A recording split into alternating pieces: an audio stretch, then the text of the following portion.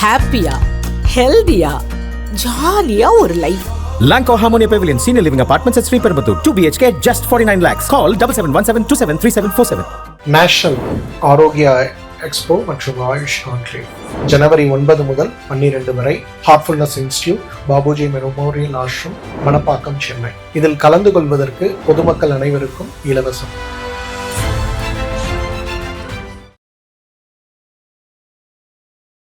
ஐயா, உங்களை பற்றி ஒரு சிறு அறிமுகம் நம்ம உறவு இருக்கு. ஐயா, நான் பரணிதரன், சேலம் SS டிராவலுடைய MD. ஜோதிடத்துலங்க பல வகை இருக்கு. என்னுடைய தந்தையாருடைய ஜோதிடம் ரொம்ப வித்தியாசமானது. எனக்கு கடவுள் மேலேயோ ஆன்மீகத்து மேலேயோ துளியும் நம்பிக்கை இல்லாதவனா இருந்தேன். வஞ்சம், சூழ்ச்சி, பகைமை இதுல இருந்து விடுவிச்சு மனிதத்தன்மை உடையவர்களாக மாற்றணும் அப்படின்னா நமக்கு அடுத்த நிமிஷம் என்ன நடக்க போகுதுங்கிறத இந்த பிரபஞ்சம் ஃபுல்லாவே என்கோடு பண்ணியே கொடுத்துருக்கு.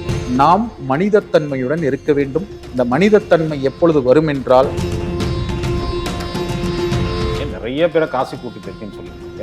காசியில் அற்புதம் நடந்திருக்கும்னா நீங்க கூட்டு போனோம். யாத்திரை போறதுங்கிறது சாதாரண விஷயம் இல்லை. நாம சார்ந்திருக்கின்ற இந்த இந்து தர்மம், இந்த யாத்திரை இந்து தர்மத்துல மட்டும்தான் மேற்கொள்ளப்படுதானா இல்ல. இஸ்லாத்துல மெக்கா மதீனா, கிறிஸ்துவத்துல ஜெருசலேம் யாத்திரை. ராமபிரானும் சீதை பிராட்டியும் முதலில் செய்த யாத்திரை இந்த காசி. உலகத்தில் ஒன்றுக்கொன்று தொடர்பில்லாமல் எது ஒன்றும் நடப்பதே இல்லை. இந்த தர்மத்துலதான் தர்மம் என்பது மனிதனுக்கானது மட்டுமல்ல. நீங்கள் உலகில் எந்த வழிபாட்டு முறைக்கு சென்று தேடினாலும் நீரின்றி அமையாது. இறைவனுடைய அழைப்பு இல்லாமல் யார் ஒருவரும் அண்டத்தில் உள்ளதெல்லாம் இப்பிண்டத்தில் உள்ளதப்பா. எந்த குடும்பத்துல பித்ருக்களுக்கு மோட்சம் கொடுக்கிறீங்களோ அந்த குலத்தில். சுகமே சொல்லுயா. வணக்கம் ஐயா, வணக்கம். அவனருளாலே அவன்தால் பணிந்தேன்னு நல்லதே நடக்கட்டும். நிச்சயமா நல்லது நடக்குங்க. ஐயா, உங்களை பத்தி ஒரு சிறு அறிமுகம் நம்ம உறவுகளுக்கு. ஐயா, நான் Bharanidharan, Salem SS டிராவலுடைய MD, MCA, MPhil, MBA பட்டதாரி. முதல்ல நான் கணினியியல் துறையில் ஒரு வல்லுநராக வேலை பார்த்து இந்த சென்னையில், மும்பையில், பெங்களூரில் வேலை பார்த்து, பிறகு நம்மளுடைய தேடல்னு ஒன்று இருக்கும் இல்லைங்களா, அந்த தேடலை நோக்கி துவங்கிய பயணம் தான் என்னுடைய பயண நிறுவனம். அப்பா பற்றி ஒரு சிறு அறிமுகம் கொடுங்க, ஏன்னா அதுதான் ரொம்ப முக்கியம் இங்கே. ஆமாங்க ஐயா, என்னுடைய தந்தையார் திருச்சி பக்கத்தில் முசிறியில் பிறந்தவர். அவர் இயல்பிலேயே ஜோதிடம் வரப்பெற்றவர். ஜோதிடத்தை பயின்று குருகுலத்துல பயின்று வர்றவங்க நிறைய பேர் இருக்காங்க ஜோதிடர்கள். இயல்புலயே வர்றதுன்னு ஒரு விஷயம் இருக்கு. ஆமாங்க, ஐயாவுடைய வீடியோக்களுக்கு நான் ரசிகர். ரொம்ப நன்றி. ஜோதிடத்துலங்க பல வகை இருக்கு. என்னுடைய தந்தையாருடைய ஜோதிடம் ரொம்ப வித்தியாசமானது. என்ன அப்படின்னா, ஒருத்தர் அவர்கிட்ட ஜோதிடம் பார்க்க வந்தாங்க அப்படின்னா ஜாதகத்தை பிரிக்க சொல்லவே மாட்டார். நீங்க வரும்போதே ஊதுபத்தி வாங்கிட்டு வந்துருங்க, அதனுடைய பிராண்ட் சொல்லி கேட்க கூடாது, இவ்வளவு விலைக்கு கொடுங்கன்னு கேட்க கூடாது. போய் கடைக்காரர்கிட்ட ஒரு நல்ல ஊதுபத்தியா கொடுங்கன்னு கேட்கணும். அவர் கொடுப்பாரு, நீங்க வாங்கிட்டு வந்துருங்க. 200 ரூபாய் இருந்தாலும் கொடுத்து வாங்கிட்டு வந்துருங்க. வாங்கிட்டு வந்த ஊதுபத்திய வாங்கி கொண்டு வந்தவர் கையாலேயே பிரித்து சரிபாதியா பிரிச்சு தர சொல்லுவார். என்ன கூடாது, இப்படி 2ஆ பிரிச்சு தந்துடணும். அப்பெல்லாம் ஊதுபத்தி கட்டா தானே இருக்கும். கட்டா தான் இருக்கும். அப்படி பிரிச்சு கொடுத்துருவாங்க. இதுல எத்தனை இருக்கு, அதுல எத்தனை இருக்கு, எண்ணுங்க பாரு. எண்ணி முடிச்சு அவங்க நம்பர் போடுவாங்க. அப்ப அந்த நம்பரை பார்ப்பாரு. பார்த்துட்டு அந்த ஊதுபத்தியை ஒன்னா சேர்த்து பொருத்தி அந்த நெருப்பு ஒரு 2 நிமிஷம் பார்ப்பார். பார்த்துட்டு ஒரு கட்டம் போட்டு ஜாதகம் போடுவார். இது நீங்க கொண்டு வந்த ஜாதகமாக இருந்தால் உட்காருங்க, இல்லைன்னா எந்திரிச்சு போங்க பாரு. என்னுடைய தந்தையாரிடம் ஜாதகம் பார்க்க இந்த மாதிரி எந்திரிச்சு போனது யாருமே கிடையாது.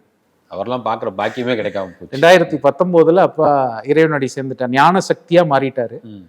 அவர் இருந்த காலம் வரைக்கும் எனக்கு கடவுள் மேலேயோ ஆன்மீகத்து மேலேயோ துளியும் நம்பிக்கை இல்லாதவனா இருந்தேன். அவரோட காலகட்டத்திற்கு பிறகு அவர் அடைந்த ஞானம் என்னிடம் வரப்பெற்றது.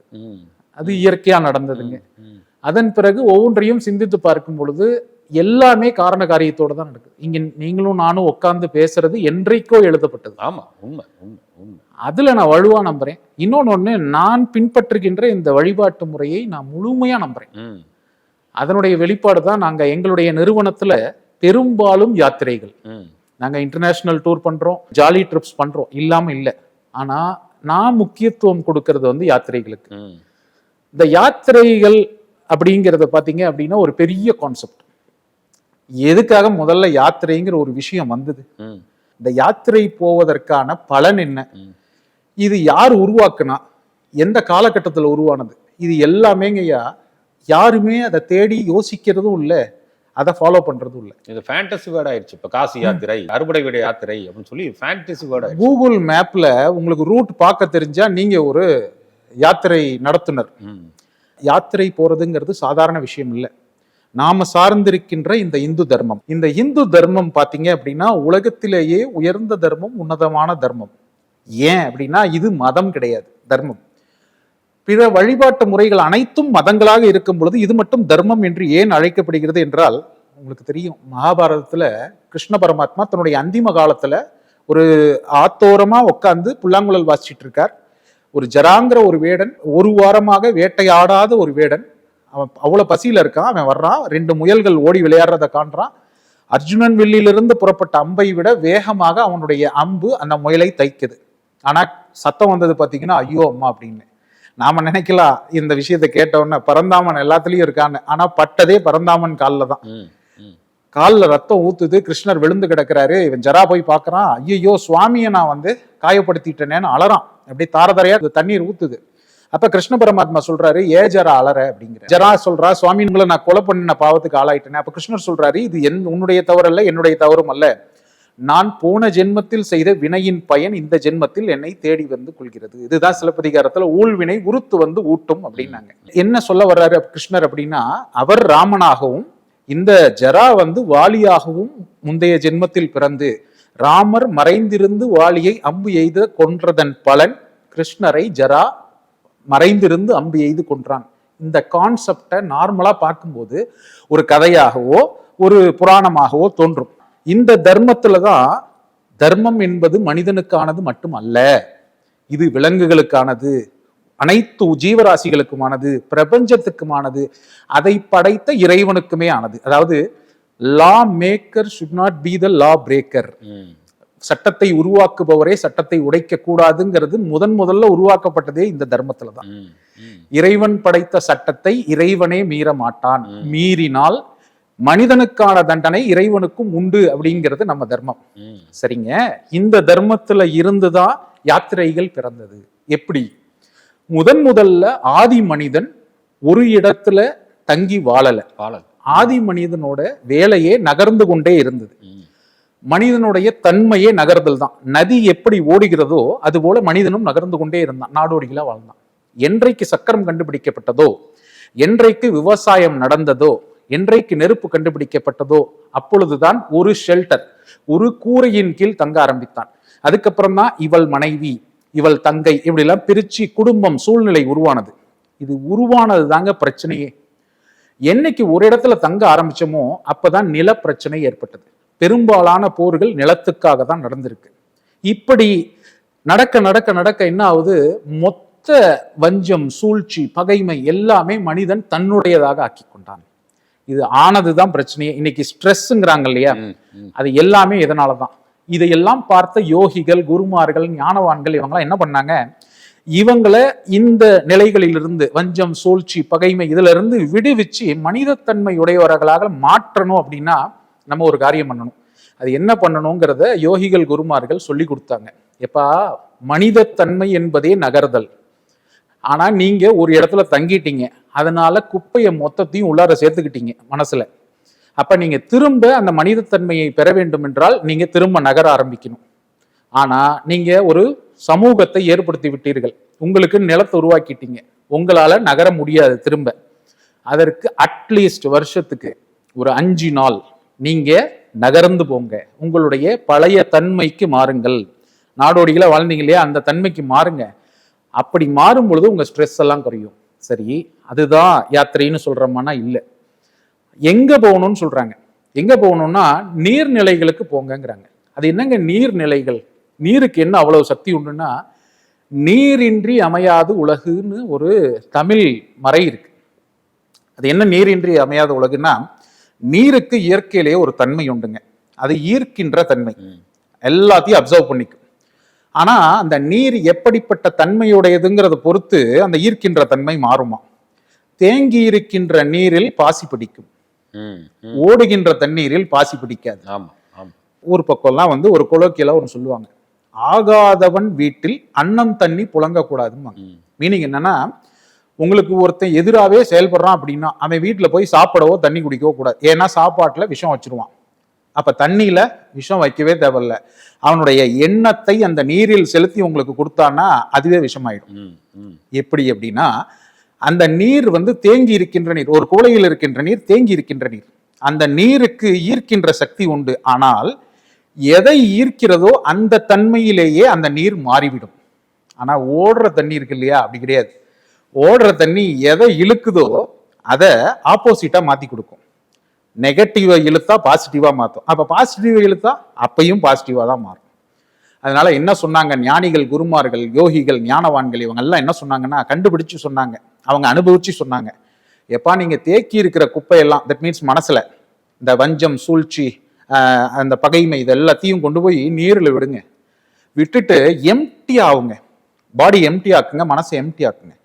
ஆயிட்டு பக்கத்திலேயே ஒரு கோயில் கட்டி வச்சிருப்பாங்க. அந்த கோயில் தான் சக்தி, பிரபஞ்ச சக்தி தேக்கப்பட்ட இடம். அங்க போயிட்டு சக்தியை உள்வாங்கிக்கிங்க. ட்ரெஸ் ஷர்ட் இல்லாம தானே போனாங்க. எஸ், ஷர்ட் இல்லாம சக்தியை உள்வாங்கிக்கிங்க.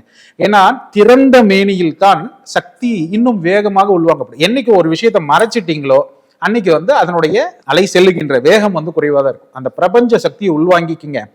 இந்த பிரபஞ்ச சக்தி உள் வரும் பொழுது உங்களுக்கு மனித தன்மை, தட் மீன்ஸ் நீங்க நாடோடியா வாழ்ந்தீங்கல்ல ஆதி காலத்துல, அந்த மனித தன்மை மீட்டெடுக்கப்படும். மீட்டெடுக்கப்பட்டவொடனே திரும்ப உங்க ஊருக்கு வாங்க, கொஞ்சம் நல்லதெல்லாம் பண்ணுங்க, வாழுங்க, ஒரு வருஷம் பாருங்க, ஏதாவது தப்பா தேக்கி வச்சிருந்தீங்கன்னா திரும்ப யாத்திரை போங்க, விடுங்க. இப்படிதாங்க யாத்திரைங்கிற கான்செப்ட் உருவானுச்சு. சரி, இந்த யாத்திரை இந்து தர்மத்துல மட்டும்தான் மேற்கொள்ளப்படுதானா? இல்ல.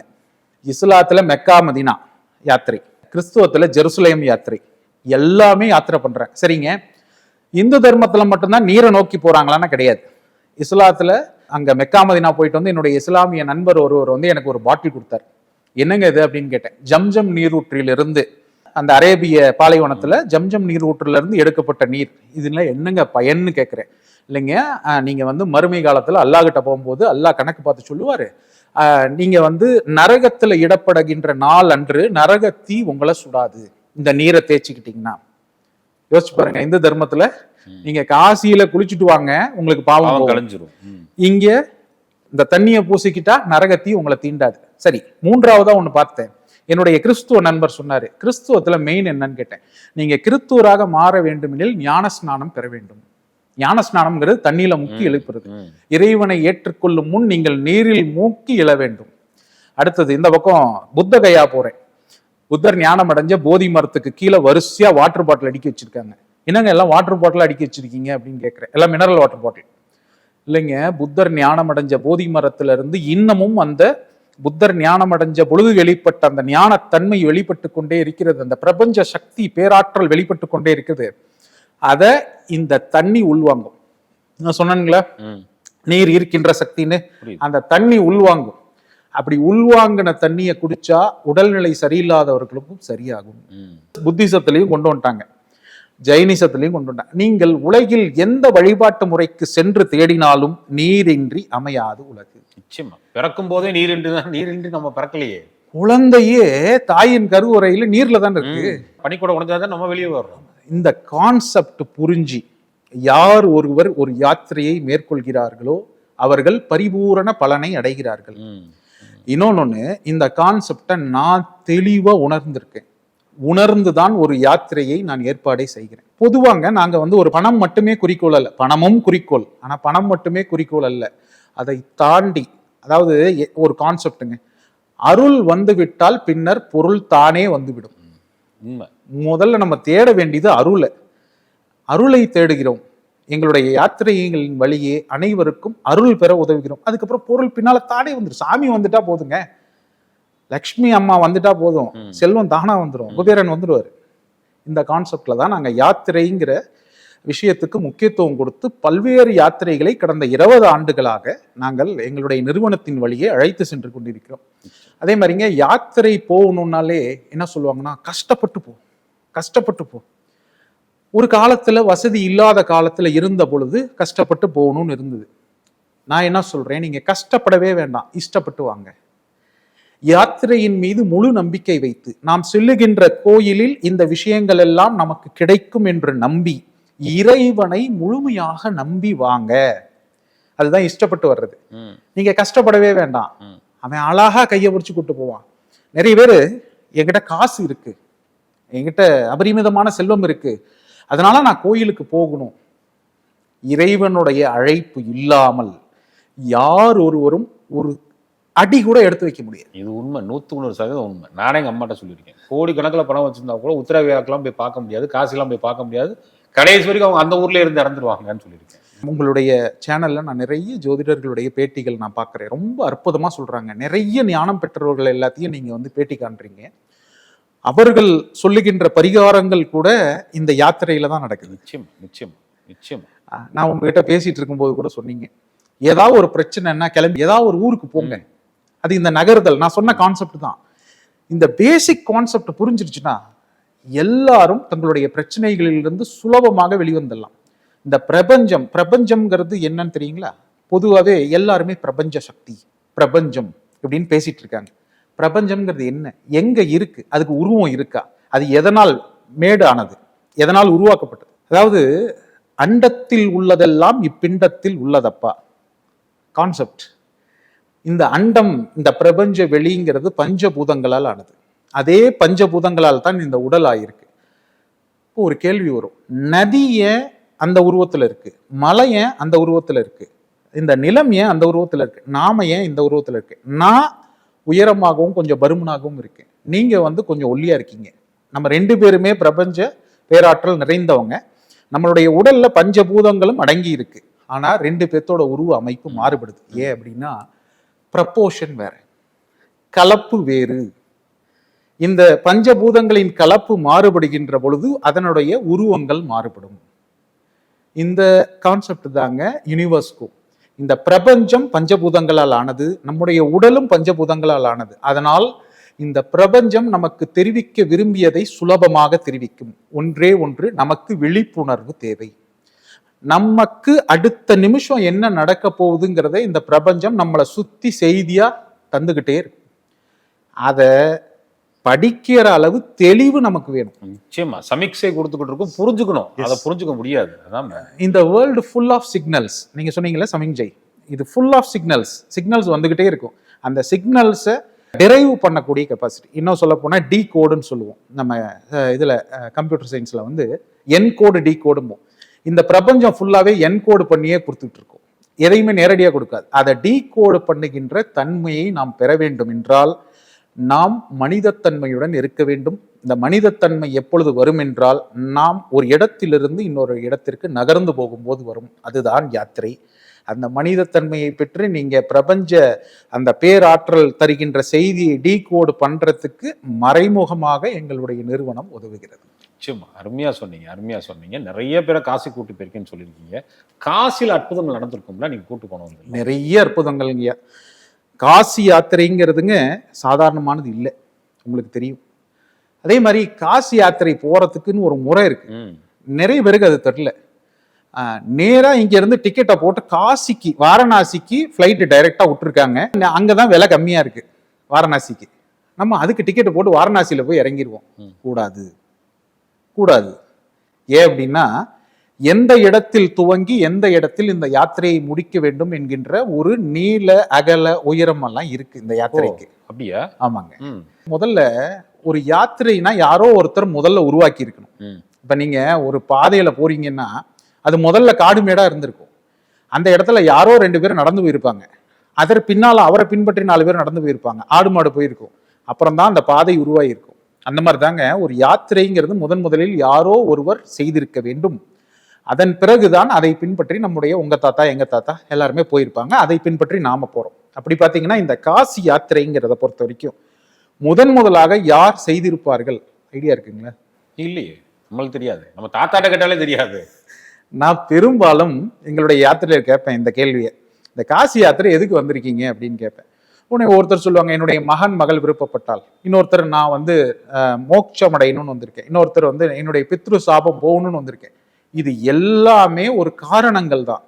ஆனா இந்த காரியம் எதுக்கு நடக்குது, யார் நடத்துனா அப்படிங்கிறத பார்க்கும்போது இந்த காசி யாத்திரை முதலில் செய்தது அப்படின்னா மக்கள்கிட்ட கேட்டோன்னு என்ன சொல்லுவாங்க, ஆதிசங்கரர்வாங்க. ஆதிசங்கரருடைய காலம் 11, 13ஆம் நூற்றாண்டு தான் வருது. அவர் வந்து இந்து சமயத்தை மறுமலர்ச்சி செய்ய உதவியவர், ஆனா அவர் உருவாக்கல. அப்ப இந்த யாத்திரை 5000 ஆண்டுகளுக்கு முன்னரே காசி செழித்த நாகரிகத்துடனும் வளர்ந்த ஒரு ஆன்மீக தேடலுடனும் இருந்திருக்கிறதுங்கிறத யுவான்சுவாங் டைரி குறிப்புல இருந்து பல நூல்கள் நமக்கு எடுத்து சொல்லுது. அப்ப 5000 ஆண்டுகளுக்கு முன்னர்னா ஆதிசங்கரர் இப்பதான். அப்ப யார் உருவாக்கி இருப்பாங்கன்னா, ஸ்ரீ ராமபிரானும் சீதை பிராட்டியும் முதலில் செய்த யாத்திரை இந்த காசி யாத்திரை. இந்த காசி யாத்திரை. சரிங்க, ராமர் எதுக்கு செய்யணும்? இந்த உலகத்தில் ஒன்றுக்கொன்று தொடர்பில்லாமல் எது ஒன்றும் நடப்பதே இல்லை. இந்த தத்துவத்தை நான் முழுமையா நம்புறேன். நீங்களும் நானும் உட்காந்து பேசிட்டு இருக்கோம்னா ஏதோ முன்ஜென்ம தொடர்பு, ஆன்மா தொடர்பு. இதான் சிரடி சாய்பாபா சொல்லுவாரு, ஒரு ஆன்மாவிற்கும் இன்னொரு ஆன்மாவிற்கும் தொடர்பில்லாமல் ஒன்றை ஒன்று சந்தித்துக் கொள்வதே இல்லை. இந்த வீடியோவை பார்க்கறவங்க எல்லாருமே ஏதோ ஒரு தொடர்புல நம்ம கூட தொடர்புல இருக்காங்க. நிச்சயமா. ராமருக்கும் சீதைக்கும் இந்த யாத்திரைக்கும் என்ன தொடர்பு? ஏன் அப்படின்னா இதனுடைய தேடலை பார்க்கணும். என்னைக்குமே நதி மூலம் ரிஷி மூலம் சொல்லுவாங்க. இந்த நதி மூலம் என்னன்னு பார்க்கும்போது இவங்க போன வழி இருக்கு இல்லையா, இது கங்கா நதி ஓடுகின்ற வழி. இந்த கங்கை நதியை பூமிக்கு கொண்டு வந்தவர் யாருன்னு தெரியுமா? சிவன் சொல்லுவாங்க. சிவன் கொண்டு வந்தாரு. ஒருத்தர் இதற்காக பயங்கரமா தவம் பண்ணி இந்த பூமிக்கு கொண்டு வந்தார். இதுக்கு ஒரு சின்ன கதை. சமரன்கிற ஒரு மன்னன், அந்த மன்னனுக்கு 2 மனைவிகள். அவன் சூரியகுலம், அதாவது ரகுகுல வம்சத்தில் உதித்தவன். இந்த ரகுகுல வம்சத்துல அவனுடைய முன்னோர் யாருன்னா மனு. அந்த மனுவனுடைய முன்னோர் யாரு அப்படின்னா பிரம்மா மனு. இதன் வழி வந்தவர்கள் தான் இஷ்வாகு வம்சம்னு சொல்லுவாங்க. அதுக்கப்புறம் சூரியகுல வம்சம் இப்படிலாம் வரும். இந்த ரகுகுல வம்சத்தில் உதித்த சமரன்கிற மன்னனுக்கு 2 மனைவிகள். ஒரு மனைவிக்கு 16,000 குழந்தைகள், 16,000 சில்ட்ரன். இன்னொரு மனைவிக்கு ஒரே ஒரு மகன். இந்த 16,000 மகனும் போர் வீரர்கள். அதாவது நமக்கு 2 பசங்க இருந்து அவங்க 2 பேருமே நல்ல ஜிம்பாடியோட நல்ல ஒரு ஃபைட்டரா இருந்தா நம்ம எப்படி நடப்போம்? இப்படி நடப்போம். இவனுக்கு 16,000 பசங்களும் போர் வீரர்கள். மிகவும் ஒரு சத்தையோட ஒரு நல்ல ஒரு இதோட அகந்தையோட இருந்தான். இவனுக்கு என்ன ஆசை அப்படின்னா பிரம்ம பட்டத்தை பெற வேண்டும் என்ற ஆசை. பிரம்மா, சிவன் இதெல்லாம் சொல்றோம் இல்லையா, பிரம்மாங்கிறது பட்டம். எப்படி என்ஜினியருங்கிறது ஒரு பட்டமோ அந்த மாதிரி பிரம்மன்கிறது படைப்பு வித்தையை கற்றவன் பிரம்மன். சிவம்ங்கிறது நிலை. அப்ப இந்த பிரம்ம பட்டத்தை பெற வேண்டும் என்று அவர் முயற்சி செய்தார். அதற்காக ஒரு அசுவமேத யாகத்தை நடத்த வேண்டும், குதிரையை வேள்வியில இடக்கூடிய அந்த யாகத்தை நடத்த வேண்டும் என்று இவர் சமரன் ஒரு குதிரையை வாங்கி தன்னுடைய, நம்ம ஊர்ல எல்லாம் ஆடு கெடா வெட்டுறதுக்கு ஆடு வளர்ப்போம் இல்லையா, அந்த மாதிரி குதிரையை வளர்த்து வர்றார். இவருக்கு கையில் பிரம்ம வித்தை கிடைத்தால் என்ன ஆகும் என்பதை அறிந்த நாரதர், எப்படி நெகட்டிவா போகுங்கிறத பார்த்துட்டு நாரதர் என்ன பண்ணிடுறாரு, அந்த குதிரையை கலட்டி கொண்டு போய் இமயமலை பர்வதத்துல உள்ள முனிவரின் குடில கட்டிட்டு போயிடுறாரு. அவர் எந்த பாவமும் அறியாத முனிவர். ஒரு குதிரையை கட்டப்பட்டவுடன் அவர் உணவு விட்டு அதை குளிப்பாட்டி வளர்த்து வருகிறார். இந்த மாதிரி அந்த முனிவர் குடியில் இருக்குங்கிறத நாரதர் இவர்கிட்ட சொல்லிட்டும் போயிடுறாரு. இவங்க 16,000 பேர் சும்மா இருப்பாங்களா? படையெடுத்து போயிடுறாங்க, அவருடைய குடியில சுத்தி நிக்கிறாங்க. அவர் மிகவும் சக்தி வாய்ந்த ஒரு சன்னியாசி. அவர் என்ன பண்றாரு, தன்னுடைய கமண்டலத்துல உள்ள நீரை எடுத்து இவங்க மேல தெளிக்கிறார். தெளிச்சவுடன் இவங்க எல்லாமே அம்பு வச்சுட்டு நின்னாங்க இல்லையா, எல்லாருமே சாம்பல் ஆயிடுறாங்க. அந்த சாம்பலை குவளையில அடைச்சி சமரனுக்கு கொடுத்து அனுப்பிச்சிடுறாரு. சமரனால அந்த இதை தாங்கவே முடியல, தோல்வியை. தன்னுடைய 2வது மனைவியின் மகனை அழைத்து அரசாட்சியை கொடுத்து விட்டு வடக்கிருந்து உயிர் நிறுத்தி விடுகிறார் சமரன். இந்த 2வது மகன் ஆண்டு அவருக்கு ஒரு மகன் பிறக்கிறார். அவர் பெயர் பகீரதன். நம்ம பாகீரத பிரயத்தனம்னு கேள்விப்பட்டிருக்கீங்களா? நம்ம தினமணி இந்த மாதிரி நாளிதழ் எல்லாம் அந்த வார்த்தை யூஸ் பண்ணுவாங்க, பகீரத பிரயத்தனம்னு. இந்த பகீரதன் பிறக்கிறார். அவர் பிறந்து தன்னுடைய முன்னோர்கள் 16,000 பேர் இன்னமும் இறைவனின் திருப்பாதம் செல்லாமல் இருப்பது முனிவர்களின் வழியே கேள்விப்பட்டு அவர்களுக்கு மோட்சம் தர வேண்டி முனிவர்களிடத்துல வழி கேட்கிறார். அப்ப முனிவர்கள் சொல்றாங்க, மேல் லோகத்துல கங்கான்னு ஒரு நதி ஓடுது, அதை நீங்க பூலோகத்துக்கு கொண்டு அதுல நீங்க அஸ்தியை கரைச்சிங்க அப்படின்னா இந்த 16,000 பேர்த்தோட அஸ்தியை அவர்களுக்கு மோட்சம் கிட்டும்னு சொல்ல, இவரும் மேல் லோகத்துல இருந்து அந்த கங்கையை நோக்கி தவம் செய்ய கங்கா நதி எப்பா நீ கூப்பிடுற மாதிரிலாம் நான் வர முடியாது, இந்த லோகத்துல எது ஒன்றும் உள்ளே வருவதும் இல்லை வெளியே செல்வதும் இல்லை. Note the point your honour. நாம நினைக்கிறோம் நம்ம அப்பா இறந்து மேல போயிட்டாரு, ஒன்றிலிருந்து இன்னொன்றாக உருமாறுகிறது. அதாவது மண்ணிலிருந்து கல், கல்லிலிருந்து மண், அப்படிதான் மாறிக்கிட்டே இருக்கு. அப்படிதான் நடக்குது. புதுசா நான் உள்ளார வந்தா பிரளயம் ஏற்பட்டு இந்த உலகம் அழிந்து விடும். அப்ப நான் என்ன பண்றது அப்படின்னு அந்த பகீரதன் கேட்க, நீ ஈசனை நோக்கி தவம் செய். சரி, ஈசனை நோக்கி தவம் செஞ்சு பல்லாயிரம் ஆண்டுகள் கழிச்சு ஈசன் வந்து கேட்கிறார், எப்பா உனக்கு என்ன வேணும்? சுவாமி எனக்கு கங்கா நதி வேணும். அதுக்கு நான் என்ன பண்ண முடியும்? சுவாமி அந்த கங்கா நதி வேகமா வந்தது அப்படின்னா இந்த பிரளயம் ஏற்பட்டு உலகம் அழிஞ்சிரும். நீங்க உங்கள் சடாமுடியில் சூடி சொட்டு சொட்டாக ஒழுகின்ற நீரை அந்த நந்த பர்வதத்துல இறக்கி ஒரு ஓடையாக உருவாகி நதியாக மாறும்போது நான் என்னுடைய முன்னோர்களுடைய அஸ்தியை கரைச்சிருவேன், நீங்க அதுக்கு உதவணும். சரி அப்படின்னு சொல்லி சுவாமியும் கங்கா நதியை தூக்கி சூடினார். அதுதான் சடாமுடியில் கங்கை நதி இருக்கின்ற கதை. இதுதான் பக்தனுக்காக பரமன் செய்த அதிசயம் இது. அப்படி சூடின பிறகு அந்த ஜடாமுடியிலிருந்து ஒழுகின்ற நீர் நந்த பர்வதத்திலே இமயமலையில ஒழுது அங்கிருந்து ஒரு 16 கிலோமீட்டர் தொலைவுல உள்ள கங்கோத்ரி வந்தடைகிறது. நிறைய பேர்கிட்ட கேட்டீங்கன்னா கங்கை நதி எங்கெங்க உற்பத்தி ஆகுதுன்னா கங்கோத்ரிம்பாங்க. கிடையாது. பாகீரதன் பிரயத்தனப்பட்டு அந்த நதியை கொண்டு வந்ததுனால அந்த இடத்துல அந்த நதி பேர் பாகீரதி. கங்கா நதிங்கிறது ஒரு நதி கிடையாது, பல நதிகளின் சங்கமம். அதுல கங்கா நதியின் மூல நதி அப்படிங்கிறது தான் அந்த பாகீரதி. இப்படி நதி ஓடி வந்து அவர் பிற்காலத்துல காசியில கொண்டு வந்து அந்த சாம்பலை கரைச்சாரு. அதனால 16,000 பேர் மோட்சம் அடைந்தார்கள். சரிங்க, அந்த மோட்சம் அடைஞ்சதுனால என்ன பிரயோஜனம்? எந்த குடும்பத்துல பித்ருக்களுக்கு ப்ராப்பரா அவங்களுடைய விமோக்ஷனம் கொடுக்குறீங்களோ, மோட்சம் கொடுக்குறீங்களோ, அந்த குலத்தில் இறைவனே வந்துதிப்பான். அந்த ரகுகுல வம்சத்தில் பிறந்தவன் தான் ராமன். புரியுதுங்களா? நதியை கொண்டு வந்தவரு இவரோட முன்னோர். அந்த நதியின் வழியே யாத்திரையை ஏற்படுத்தியவர் ராமன். காசி யாத்திரை என்பது ரகுகுல வம்சத்தை சேர்ந்த ராமரும் சீத்தையும் ஏற்படுத்திய யாத்திரை. இந்த யாத்திரைக்கு ஒவ்வொன்றும் மூலம் தெரியணுங்க. இப்ப இவங்க 2 பேரும் ஏற்படுத்திட்டாங்க. நான் ஒரு முறைன்னு சொன்னேன்ல, அது என்ன முறை? ராமேஸ்வரம் போயிட்டு தான் காசி போகணும், ஒரு கான்செப்ட். அடுத்து அடியிலிருந்து நுனி நோக்கி பயணிக்க வேண்டும், நுனியிலிருந்து அடி நோக்கி பயணிக்க வேண்டும். அடியிலிருந்து நுனி நோக்கி, நுனியிலிருந்து அடி நோக்கி கான்செப்ட் ஃபர்ஸ்ட் சொல்லிடுறேன். அதை விட இன்னொரு கான்செப்ட் இருக்கு. கொஞ்சம் வயசுல காசிக்கு போக கூடாது, வயசான காலத்துலயும் காசிக்கு போகணும். கொஞ்சம் வயசுல போனா தப்பு அப்படிங்கிற ஒரு கான்செப்ட் இருக்கு. அதையும் சேர்த்தே சொல்லிடுறேன். 3மே சேர்த்து சொல்லிடுறேன் நான்.